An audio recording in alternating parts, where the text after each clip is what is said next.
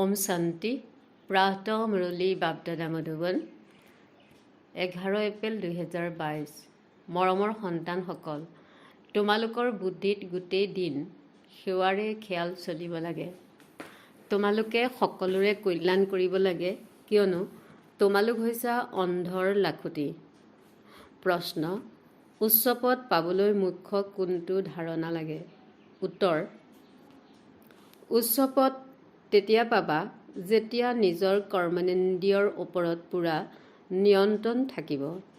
যদি কৰ্মেন্দ্ৰিয় বশ নহয়, চলন ঠিক নহয়, বহুত বেছি আকাংক্ষা থাকে, লালসা থাকে, তেন্তে উচ্চ পদৰ পৰা বঞ্চিত হৈ যাবা।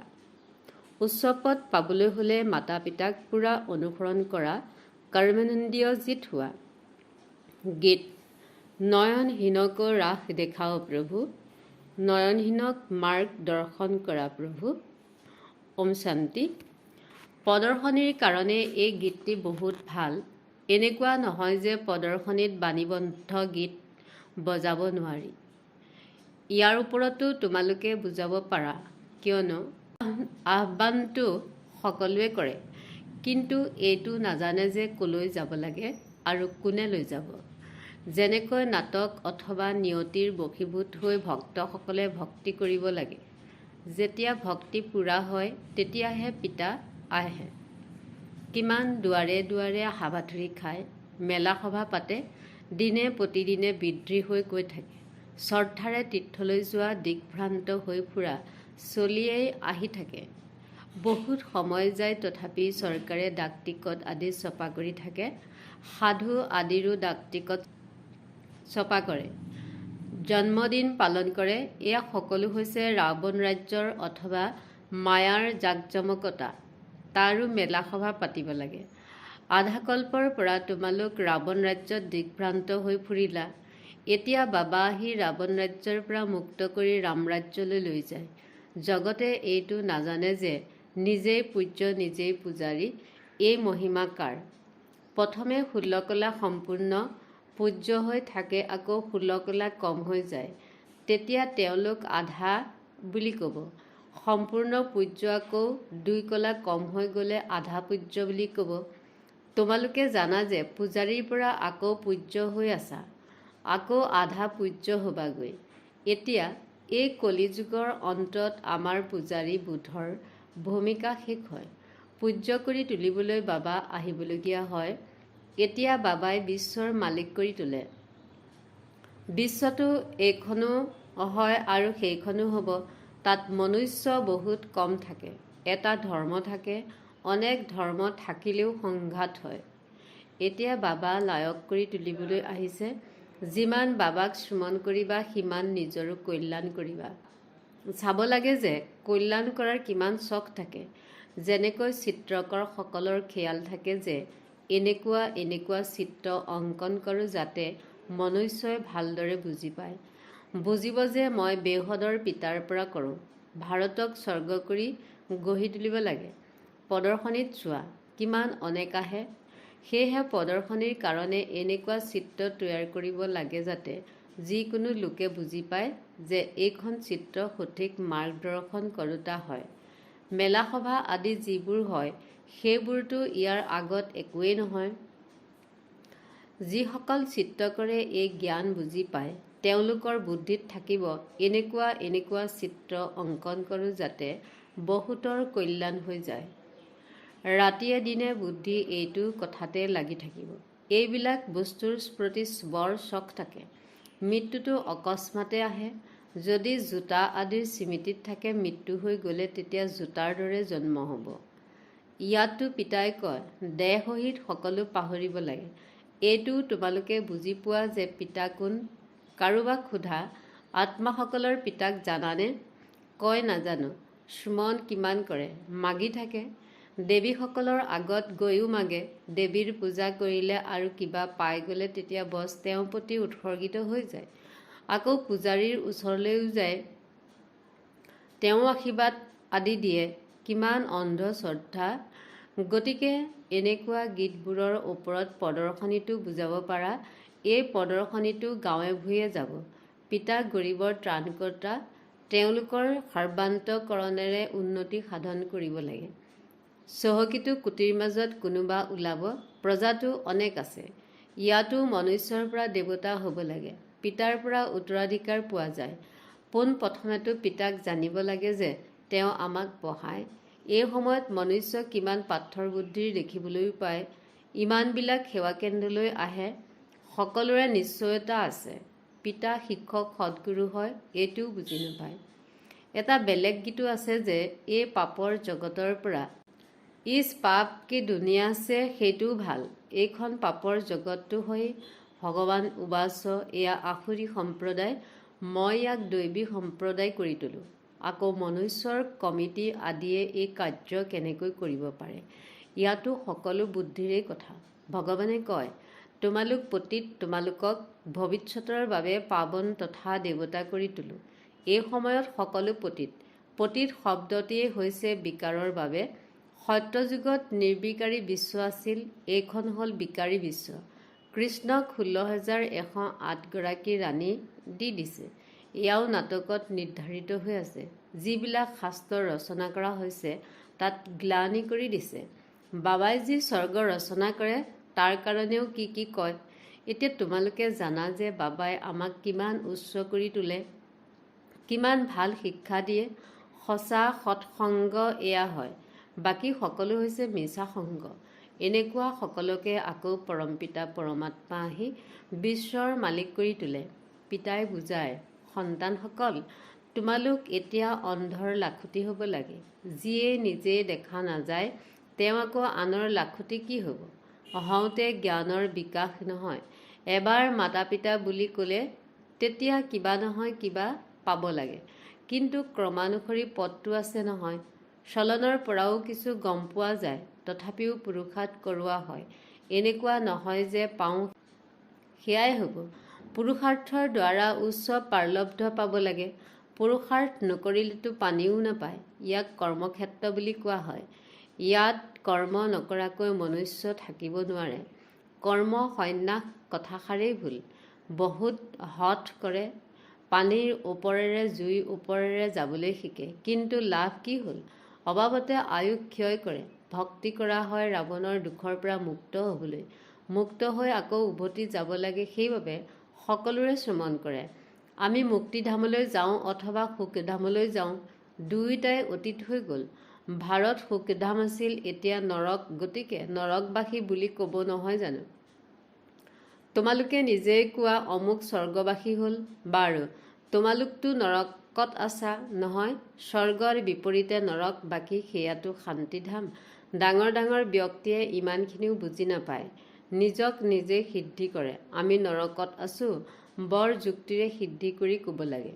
এই প্ৰদৰ্শনীয়েতো বহুত কাম কৰি দেখুৱায়। এই সময়ত মনুষ্যই কিমান পাপ কৰে।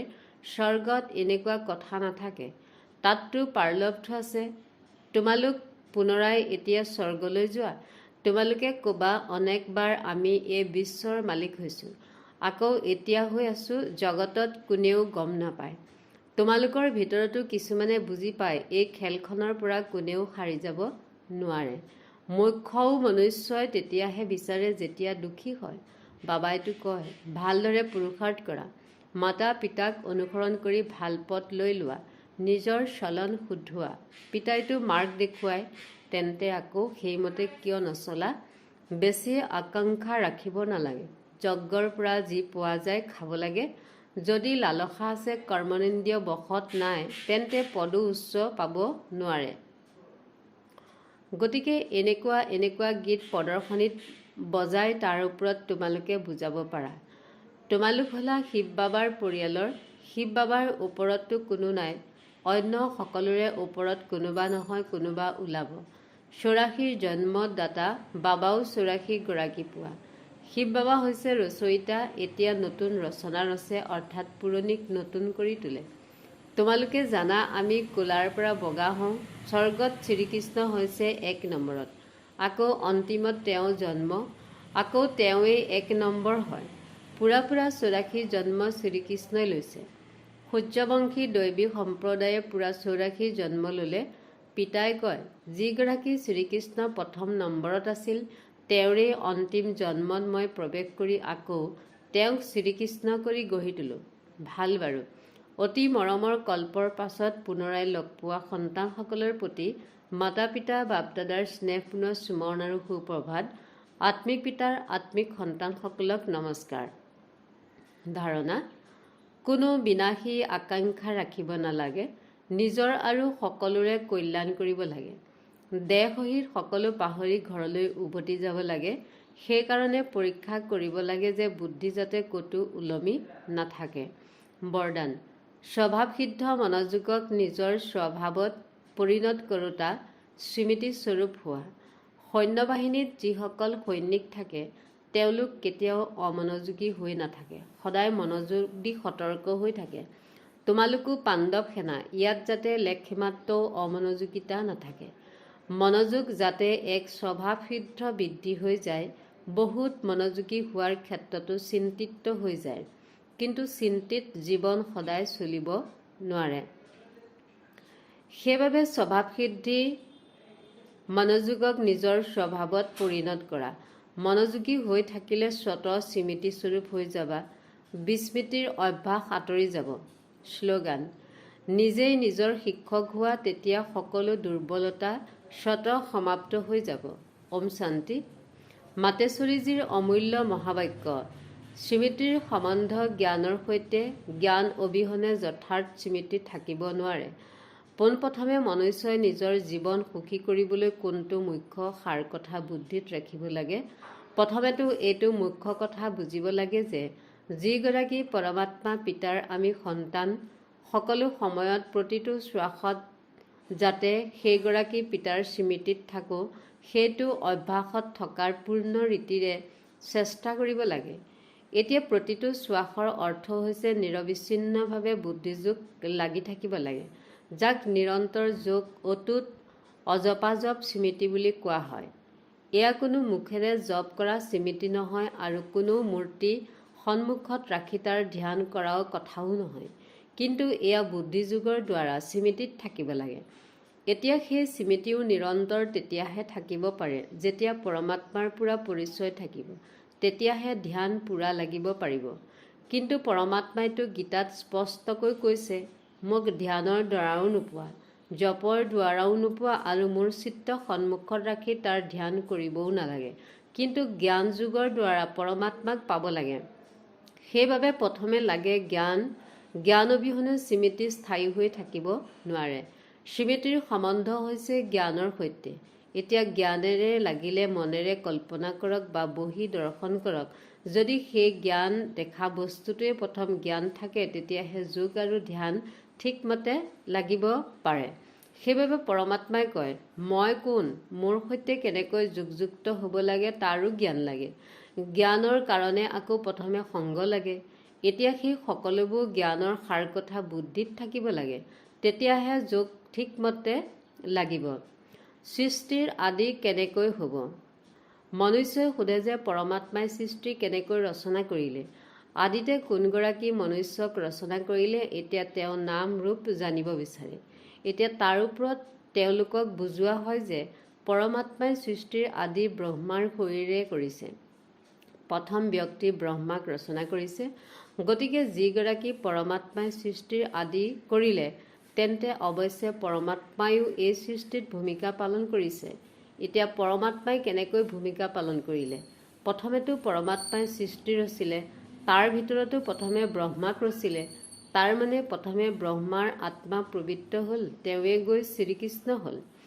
সেইটো শৰীৰ দ্বাৰাই আকৌ দেৱী দেৱতাসকলৰ সৃষ্টি স্থাপন কৰিলে। গতিকে দৈৱী সৃষ্টিৰ ৰচনা ব্ৰহ্মাৰ শৰীৰৰ দ্বাৰা কৰালে। গতিকে দেৱী দেৱতাসকলৰ আদি পিতা ব্ৰহ্মা হ'ল। ব্ৰহ্মাই শ্ৰীকৃষ্ণ হয়। সেই কৃষ্ণৰে আকৌ অন্তিম জন্ম হৈছে ব্ৰহ্মা। এতিয়া এনেকৈ সৃষ্টিৰ নিয়ম চলি আহিছে। এতিয়া সেই আত্মাটিয়ে সুখৰ ভূমিকা পূৰা কৰি দুখৰ ভূমিকাত আহে। গতিকে ৰজু তমু অৱস্থা পাৰ কৰি আকৌ শূদ্ৰৰ পৰা ব্ৰাহ্মণ হয়। গতিকে আমি হলোঁ ব্ৰহ্মাবংশী তথা শিৱবংশী সঁচা ব্ৰাহ্মণ। এতিয়া ব্ৰহ্মাবংশী তেওঁলোকক কয়, যিসকলে ব্ৰহ্মাৰ দ্বাৰা অবিনাশী জ্ঞান লৈ প্ৰবৃত্ত হয়। ওম শব্দৰ যথাৰ্থ অৰ্থ যেতিয়া আমি ওম শান্তি শব্দটি উচ্চাৰণ কৰোঁ তেতিয়া প্ৰথমে ওম শব্দৰ অৰ্থ পূৰা ৰীতিৰে বুজিব লাগে।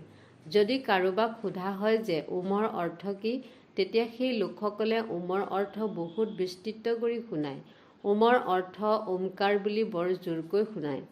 এই ওমৰ ওপৰত আকৌ বিস্তৃত শাস্ত্ৰ ৰচনা কৰি দিয়ে, কিন্তু বাস্তৱত ওমৰ অৰ্থ কোনো বিস্তৃত নহয়। আমাকতো স্বয়ং পৰমাত্মাই ওমৰ অৰ্থ বহুতেই সৰল আৰু সহজকৈ বুজায়। ওমৰ অৰ্থ হৈছে মই আত্মা, মোৰ আচল ধৰ্ম হৈছে শান্ত স্বৰূপ। এতিয়া এই ওমৰ অৰ্থত স্থিত হৈ থাকিব লাগে। গতিকে ওমৰ অৰ্থ মই আত্মা, পৰমাত্মাৰ সন্তান। মুখ্য কথা এইটো হ'ল যে ওমৰ অৰ্থত কেৱল টিকি থাকিব লাগে, বাকী মুখেৰে ওম বুলি উচ্চাৰণ কৰাৰ প্ৰয়োজন নাই। ইয়াতো বুদ্ধিত নিশ্চয় ৰাখি চলিব লাগে। ওমৰ যি অৰ্থ সেই স্বৰূপত স্থিত হৈ থাকিব লাগে। বাকী সেই লোকসকলে যদিও ওমৰ অৰ্থ শুনায় কিন্তু সেই স্বৰূপত স্থিত হৈ নাথাকে। আমিতো ওমৰ স্বৰূপ জানো, সেইবাবেতো সেই স্বৰূপত স্থিত হওঁ। আমি এইটোও জানো যে পৰমাত্মা বীজৰূপ হয় আৰু সেই বীজৰূপ পৰমাত্মাই এই গোটেই বৃক্ষজোপা কেনেকৈ ৰচনা কৰিলে তাৰ গোটেই জ্ঞান আমি এতিয়া পাই আছোঁ। ভাল বাৰু, ওম শান্তি।